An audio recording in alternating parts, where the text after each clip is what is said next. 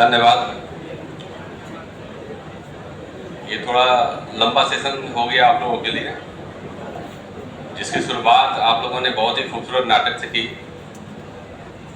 बहुत ही खुशनुमा माहौल था, कई तालियां बजी, कई सीटियां बजी।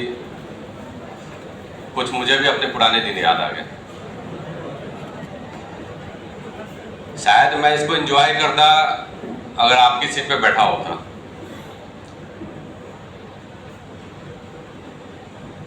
मैं जिस पोस्ट पे हूं, तो मैं जो आंकड़े हैं, जो प्रस्तुतियां हैं, या फिर रोचक ढंग से जो बात करने का तरीका है ट्रैफिक को लेके, एक्सीडेंट को लेके, उसको एंजॉय नहीं कर सकते हैं। एंजॉय इसलिए नहीं कर सकते हैं जब ये वास्तविक स्थिति हमारे सामने आती है तो बहुत भयावह होती है, डराती है। आंकड़े डराते हैं हमें। आप अगर 1.5 लाख मौत को एक साथ अपने सामने देखें तो कैसा लगेगा? और 1.5 लाख मौत की जो स्थितियां देखेंगे, बॉडी को अगर देख लेंगे आप, तो हो सकता है कि आपको अपने जीवन बहुत ही निरर्थक लगे। बार बार ये बातें आती है कि सब कुछ जानते हुए भी हम लोग क्यों चीज़ों को फॉलो नहीं कर पाते हैं, नियम की अनदेखी करते हैं। तो इसका जो मुझे कारण समझ में आता है, मोटा मोटी कारण ये है कि एक तो ये हम लोग नासमझ हैं, दूसरा है कि हमें लगता है कि हमको सब कुछ पता है। अभी अभिषेक ने बहुत ही अच्छे ढंग से, बहुत ही प्रैक्टिकल मैनर पे आपको सारी चीज़ें बताई है, और वो सही भी है। और इससे पहले आप लोगों ने नाटक के माध्यम से भी बताया, हमारे टीआई साहब ने बताया, टीएसआई ने बताया, और सबसे पहले वक्ताओं ने जो बताया कि जो ट्रैफिक नियमों का उल्लंघन होता है या फिर जो स्थितियां हैं, अगर हम पूरी बातें नेगेटिव वेव से लेंगे तो हमें हल नहीं मिलेगा। क्योंकि मैं जिस प्रांगण में हूँ, तो मुझे लग रहा है कि मैं बहुत ही इंटेलेक्चुअल स्टूडेंट से मेरी रूबरू हो रही है। हम कहते हैं कि ट्रैफिक नियमों का पालन पहले की तुलना में घटा है। एग्री? सही है? हाँ या ना, दो ही आंसर होगा। हाँ या ना? चलिए हाँ मान लेते हैं। एक इंजीनियरिंग के स्टूडेंट होने के नाते आपने कभी ये सोचा है कि जिस तरह हमारी जनसंख्या बढ़ रही है, जितने व्हीकल्स बढ़ रहे हैं, तो एक्सीडेंट की तादाद तो बढ़ेगी, नियम भी की अवहेलना होगी।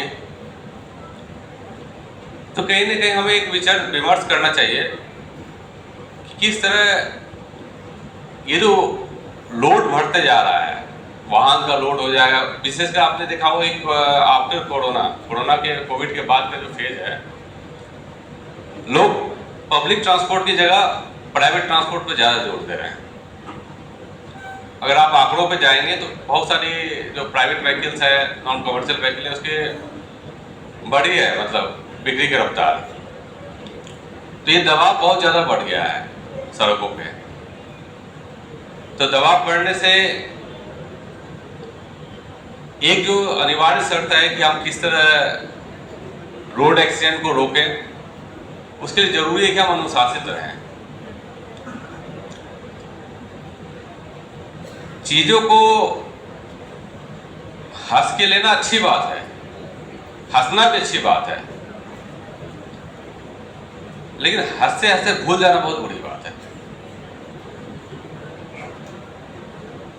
एक ट्रैफिक के अधिकारी होने के नाते मैंने कई एक्सीडेंट देखे हैं, कई डेटा हमारे सामने आते गुजरते रहते हैं।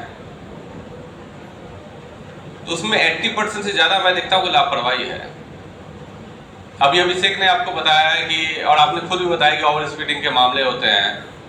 किसको पता नहीं कि गति सीमा को कम रखा जाए?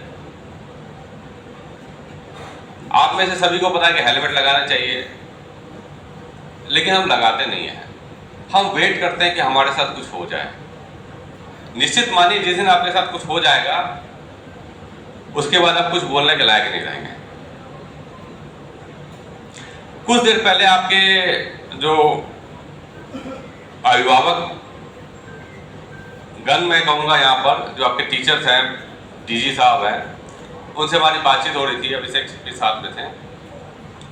हम जो पढ़ाई कर रहे हैं उसके मायने क्या है, ये किधर हमें लेके जा रहा है? क्या ये हमें फुहड़पन की तरह ले जा रहा है, या हम आपके साथ अपने 2 घंटे शेयर किए हैं, आपका कीमती ना हो मेरा तो कीमती है, तो क्या मैं यहाँ बर्बाद करने आया हूँ आपके साथ या हंसी मजाक करने आया हूँ? तो मुझे ये जो माहौल है ना, ये मुझे सशंकित करता है, कॉन्फिडेंस नहीं दिलाता है कि आप इसका भविष्य क्या होगा।